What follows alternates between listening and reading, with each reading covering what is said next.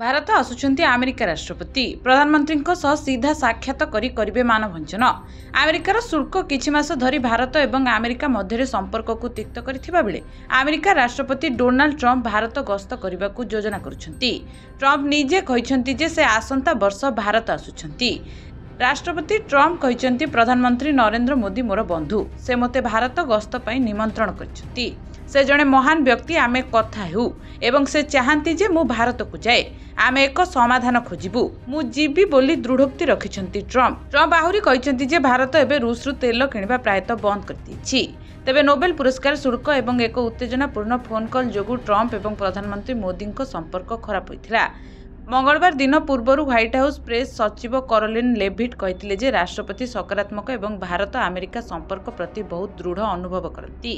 किछि सप्ताह पूर्वे Trump white house रे अनेक उच्च पदस्थ भारतीय अमेरिकी अधिकारी सहित ओभाल ऑफिस रे दीपावली पालन करने समय प्रधानमंत्री सीधा सड़क कथा होइथिले।